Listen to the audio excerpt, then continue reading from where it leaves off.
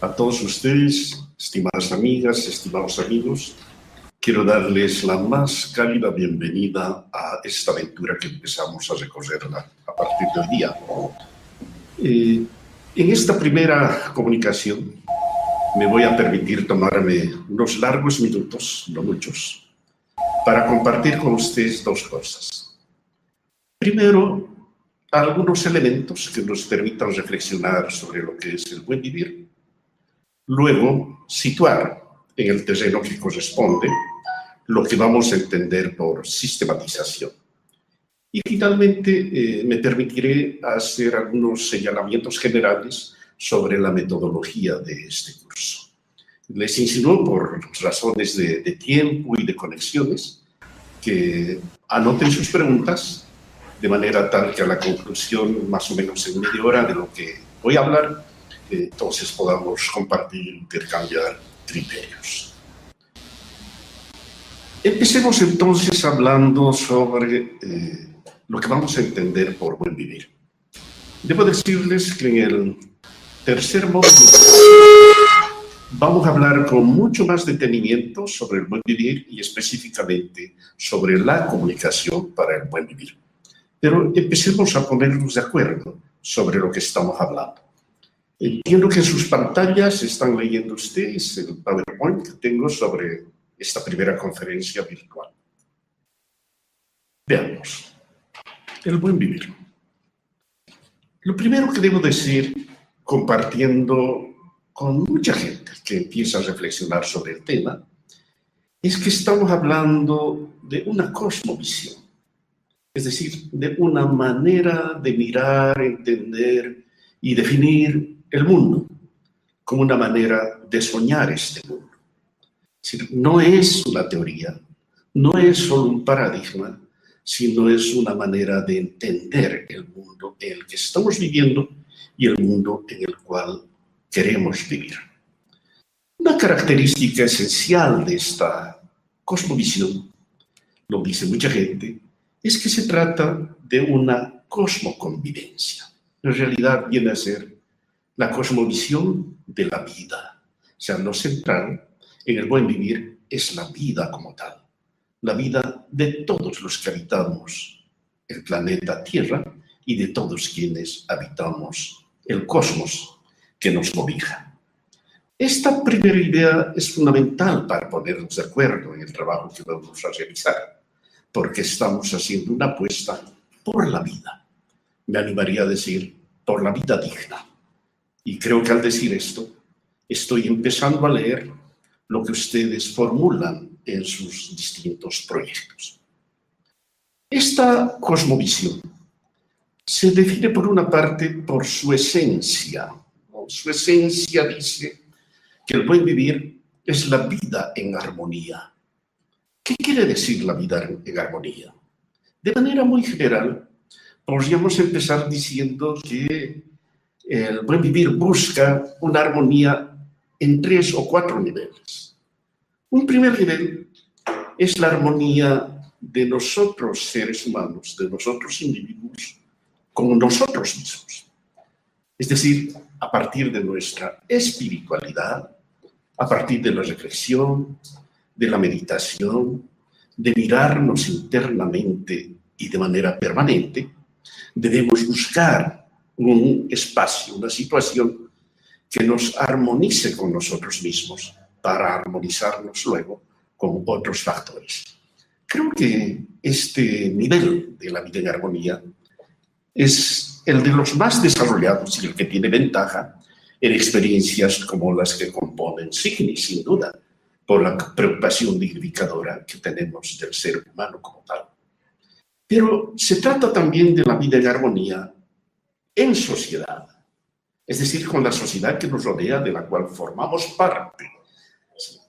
Y se van correspondiendo. Si queremos armonía personal nosotros mismos, debemos a la vez buscarla en las relaciones con los otros seres humanos con los cuales nos relacionamos en sociedad.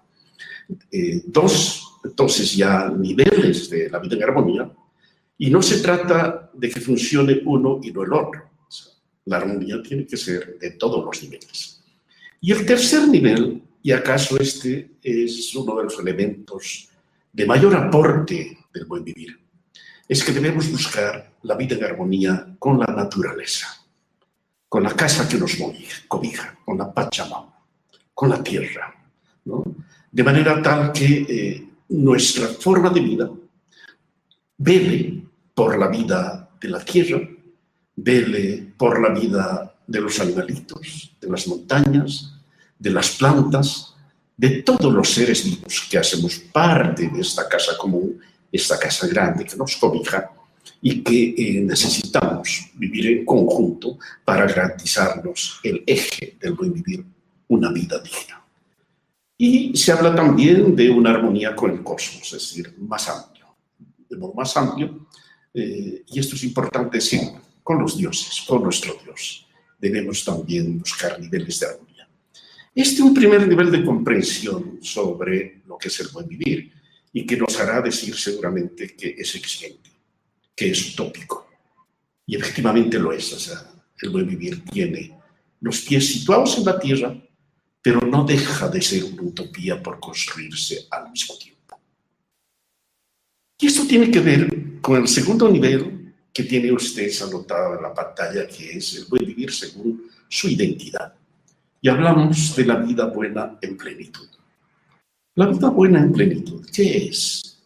En realidad, si nosotros acudiéramos al origen del término que está señalado en los pueblos quichuas, con el Sumacautzay, o en el pueblo aymara, el Sumacamaña, o el pueblo guaraní, el Tecocorá, en realidad la traducción correcta de estos conceptos es vida plena o vida en plenitud, y no tanto buen vivir o vivir bien, que son las acepciones que se han generalizado. Hablamos entonces de una vida en plenitud. ¿Qué quiere decir vida en plenitud? En pocas palabras, y para entenderlo por el opuesto, no se trata de acumular riqueza. No se trata de crecer a costa de los otros. Se trata de vivir en armonía, vivir bien, con lo suficiente para todos y todas.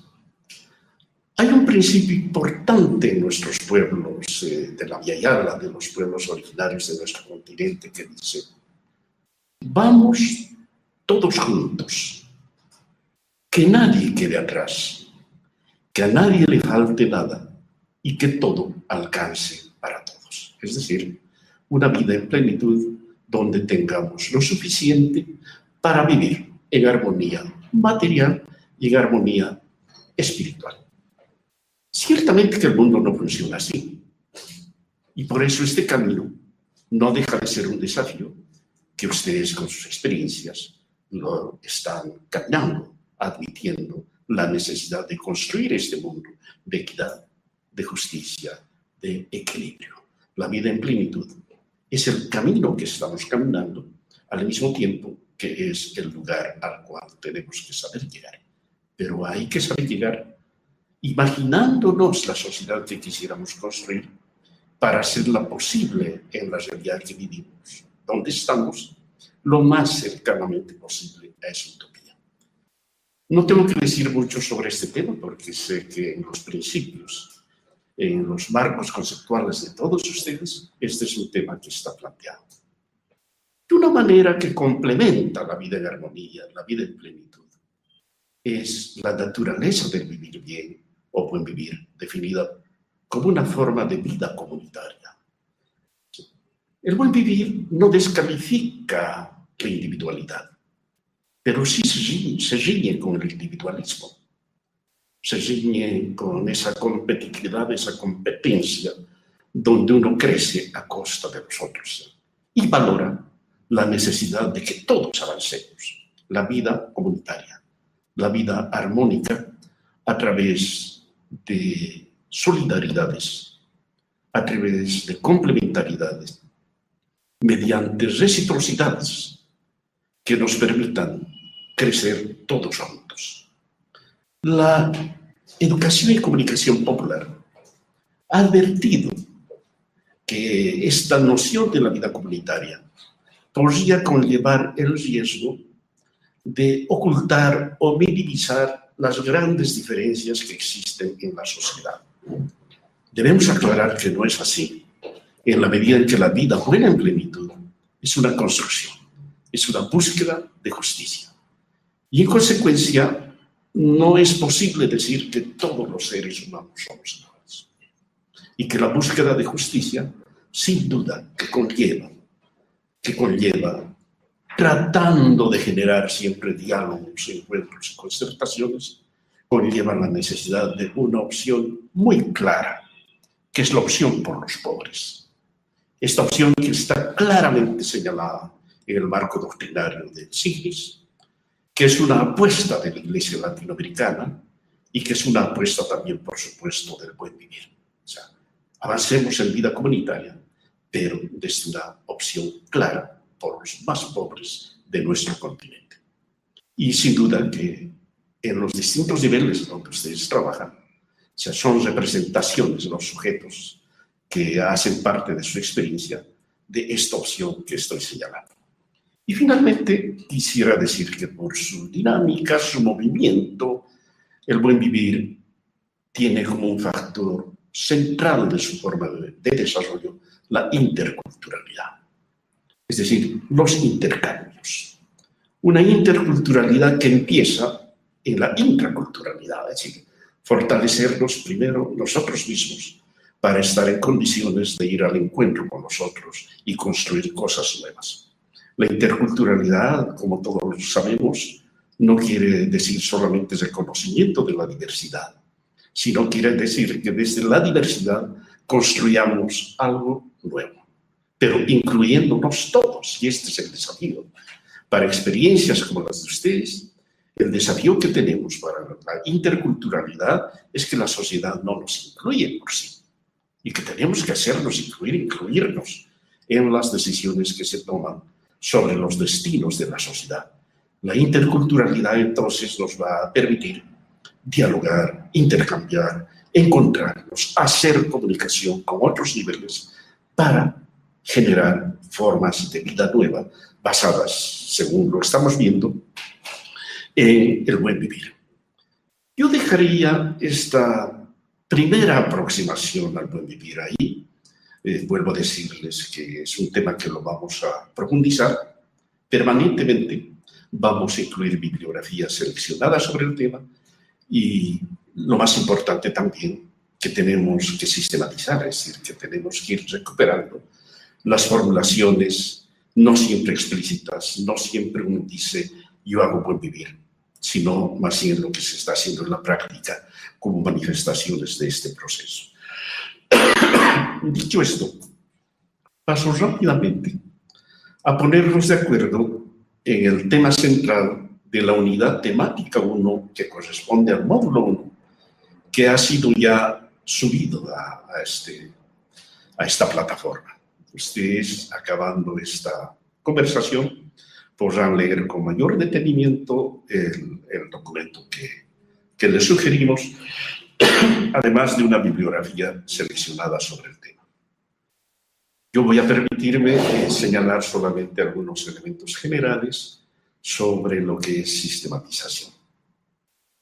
Yo espero que estén pudiendo ver en sus pantallas el esquema que les tengo señalado, pero si no, bueno, tratemos de comunicarnos sobre el tema. Sistematización, podríamos decir que implica necesariamente la realización de 4 grandes actividades. Una primera condición para hacer sistematización es la necesidad de la existencia de una práctica o de una experiencia. No es posible sistematizar ideas o buenos propósitos. La sistematización se hace sobre algo hecho o sobre algo haciéndose. Mucha gente sistematiza al final, a la conclusión de un proyecto. Pero debemos decir que es también válido hacerlo a medio camino, cuando la experiencia, la práctica que estamos desarrollando empieza a mostrar ya algunos resultados o algunos iluminadores, algunos elementos de la experiencia que están desarrollando. Entonces, primera condición, la práctica o la experiencia a ser sistematizada. En cierto modo, es un tema que lo hemos empezado a trabajar con ustedes, con la ficha de identificación que la mayoría de ustedes nos lo hizo ya llegar. El tema definido, la experiencia definida en esa ficha de identificación, que podríamos ir ajustando más adelante, por cierto, aterrizándola más, esa es la práctica o experiencia de la cual vamos a partir con cada uno de ustedes en el proceso de sistematización. La sistematización empieza siempre por una primera acción de conocimiento o de investigación o de recuperación ordenada, sistemática, organizada sobre la práctica desarrollada. Es un elemento vital en la sistematización, la recuperación de la experiencia. Nosotros vamos a ponerle mucha atención a este primer tema, porque si podemos recomendar cómo sistematizar, yo debería decirles que el mecanismo de una buena sistematización consiste en dejar que hable la experiencia, dejar que hable la práctica, de modo tal que vamos a entender nuestra intervención de conocimiento, de investigación, de recuperación de la experiencia, como un acto comunicacional de escucha de la experiencia, de ponerle el micrófono a nuestras prácticas para que nos hable, para que nos diga cómo se desarrolló. La sistematización suele avanzar, además de la descripción, la recuperación de la experiencia, a una evaluación de lo que pasó con lo que estamos haciendo. Es un balance en su contexto, en qué medida se cumple o no lo que queremos lograr con esta experiencia. Muchísimas gracias.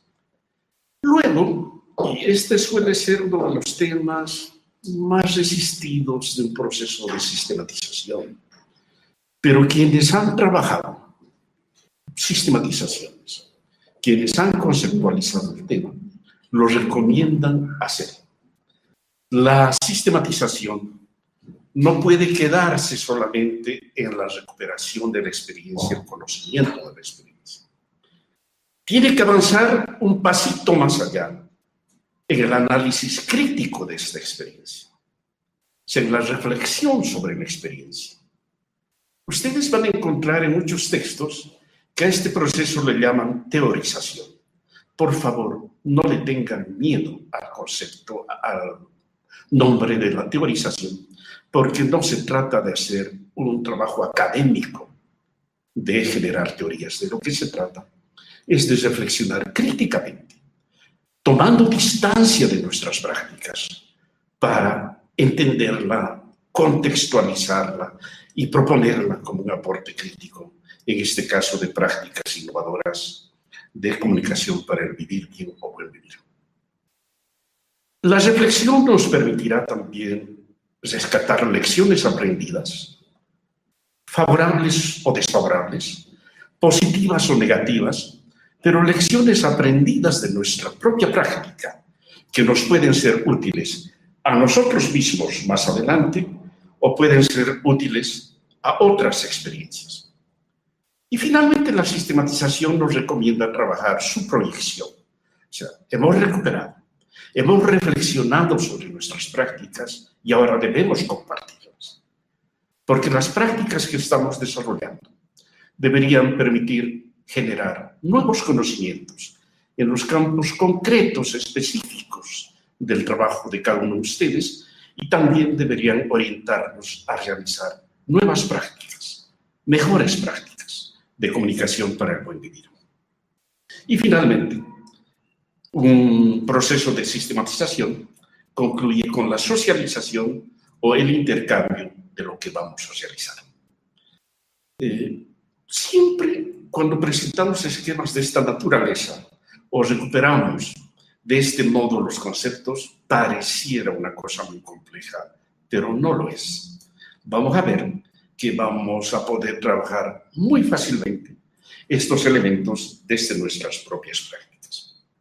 Y cierro esta intervención mostrando algunas diferencias y similitudes que es importante tomar en cuenta cuando trabajamos sistematización. ¿Sí? Sistematización se suele confundir con evaluación, se suele confundir con investigación, mucho con síntesis y en experiencias como las nuestras, sobre todo con relato o con narrativa. Hay destacadísimas y extraordinarias publicaciones llamadas sistematización, que en realidad son una recuperación de la experiencia, una narración escrita además en lenguaje coloquial, en lenguaje propio de los sujetos con los que se trabaja sobre las experiencias desarrolladas, el relato. Vamos a hacer mucho de relato en este trabajo de sistematización, pero no nos vamos a quedar ahí. Tenemos que dar el pasito que señalé a la reflexión crítica sobre nuestras experiencias y tenemos que avanzar un poquito más allá también en las maneras comunicativas más idóneas y más pertinentes para intercambiar las experiencias. Yo no quiero cansarlos más. Voy a dejar mi presentación aquí, invitándolos a que por favor lean el documento de la unidad temática 1 que les hemos compartido. Este documento contiene un anexo con reflexiones que hemos recuperado de otros textos y además hemos incluido una bibliografía de 3 textos, hay muchísimos más. Por favor, no descarten si ustedes conocen otros y trabajan con otros, incluyámoslos. Hemos hecho solamente una selección de una bibliografía que hemos encontrado que es la más leída en experiencias de sistematización en nuestro continente. Yo cerraría esta primera parte de mi intervención ahí. De repente podemos conversar un momento sobre lo expuesto en este momento y luego me gustaría tomar unos minutos también para explicar la metodología de la manera como vamos a trabajar. Entonces, les dejaría la palabra para que, por favor, quien quiera intervenir, lo haga, siempre recomendándoles que sea breve, muy breve, tal vez podríamos darnos unos 10 minutos de intercambio para poder aclarar cosas, por favor. Entonces, les dejo la palabra. Apertura del micrófono.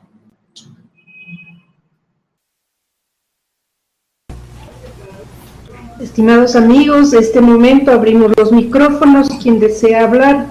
Bueno, soy Gabriela de Buena Nueva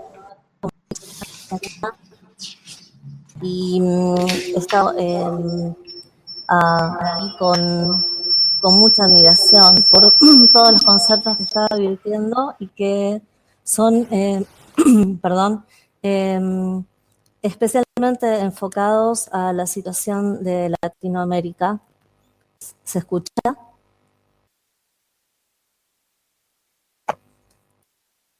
Sí, se escucha perfecto. Bueno, muy bien, muchas gracias. Este concepto de intraculturalidad es el que me ha llamado poderosamente la atención porque siempre lo hemos quizás concebido hacia afuera, en la integración de otros pueblos y otras culturas y no como algo que tenía que suceder adentro nuestro en primera instancia. Y cuando hablamos de cosmos y ese concepto de abarcarlo todo y abarcar el bien común a través de la comunicación y del buen vivir, es en mi caso particular algo que asusta un poco. Porque estamos ante un aprendizaje que nos saca de lo micro y nos va a llevar al bien mayor, hasta, digamos, haciendo mención de la Pachamama, y eso también me emocionó profundamente, como una completa integración comunicacional en donde todos los actores están comprometidos hacia el bien común. Desde Buena Nueva Comunicación vamos a poner todo lo mejor y vamos a estar muy agradecidos por este aprendizaje.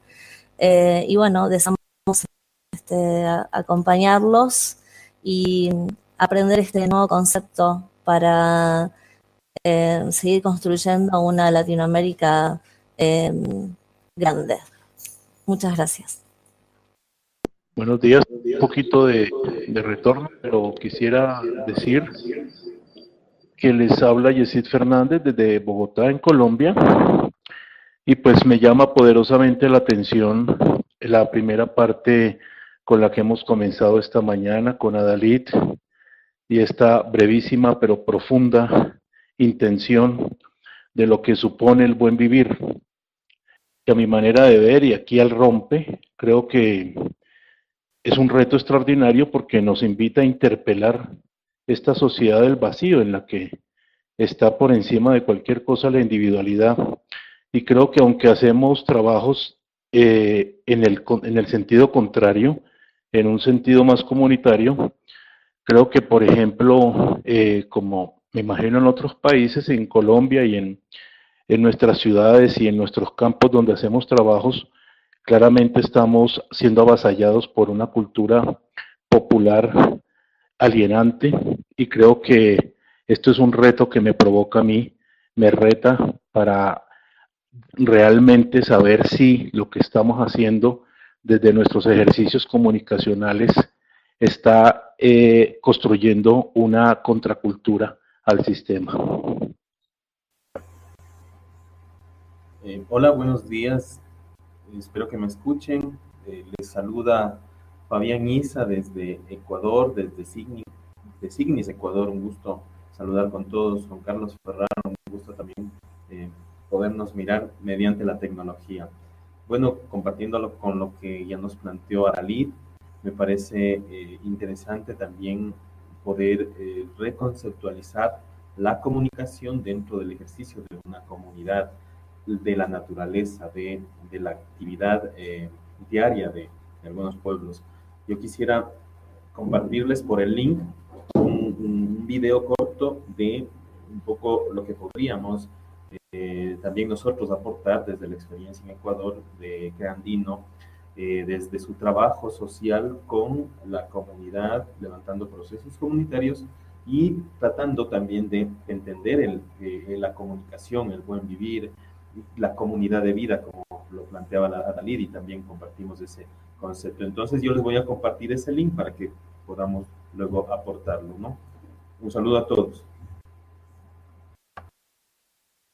Muchísimas gracias por la intervención de quienes tomaron la palabra. Solamente algunas aclaraciones, comentarios sobre sus opiniones que sin duda enriquecen el ejercicio que vamos a realizar y que nos dan una idea de lo que tenemos que hacer. Este es un ejercicio de construcción colectiva de conocimiento a partir de las riquísimas prácticas que están ustedes desarrollando. No logré anotar el nombre de la compañera que intervino primero, la compañera de la Argentina, pero ella dice una cosa sumamente importante.